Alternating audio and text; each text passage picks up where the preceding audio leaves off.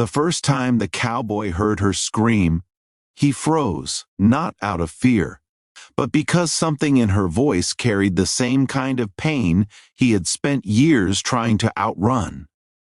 It was the kind of cry that only escapes a person who has lost too much, too fast, and Colt knew instantly that if he turned away now, the guilt would haunt him for the rest of his life.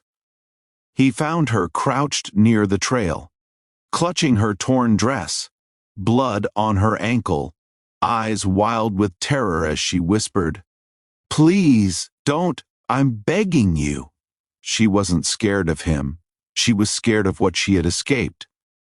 Colt raised his hands slowly, telling her he wouldn't hurt her, but her trembling body showed she'd already been hurt by someone who didn't listen when she begged. She tried to stand and collapsed, and Colt caught her before she hit the dirt. Too exhausted to resist, she clung to him as if he was her last hope. He carried her to his cabin as the sun fell behind the mountains, and she shook through the night, flinching at every creak, while Colt kept watch with his revolver ready. At dawn, a heavy knock thundered on the cabin door, and Colt felt a chilling certainty someone had come to take her back. The man outside wore a smile that didn't reach his eyes as he described the girl he was looking for, speaking of her like she was property. Colt lied, but the man saw right through him, demanding she come out and pay what she owed. That single word ripped open the old wounds Colt carried from childhood, memories of his mother begging before she disappeared forever. Something inside him snapped.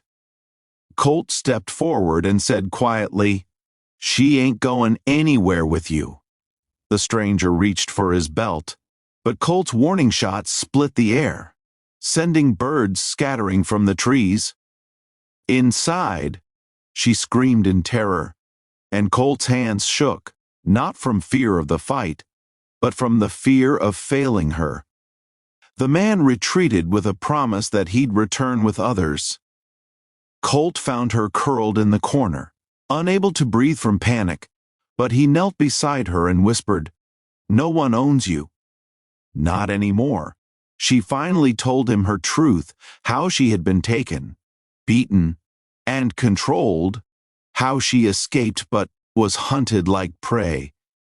She cried as she said she didn't believe anyone would ever help her.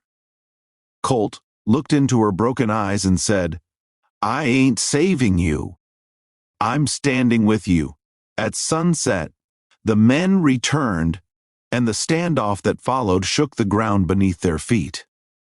Gunshots cracked across the valley, shouts echoed through the trees, and Colt fought with the fury of a man who refused to lose someone again.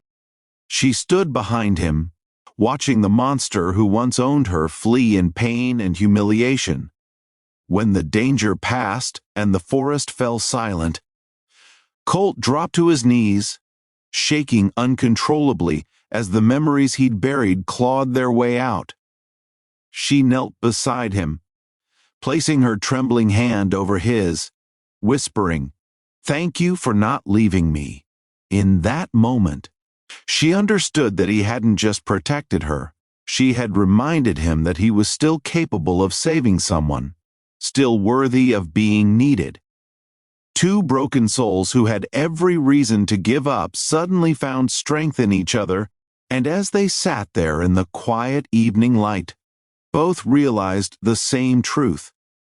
Sometimes the person you protect ends up saving you in return, and sometimes the courage to stay is the beginning of a new life neither of them ever believed they deserved.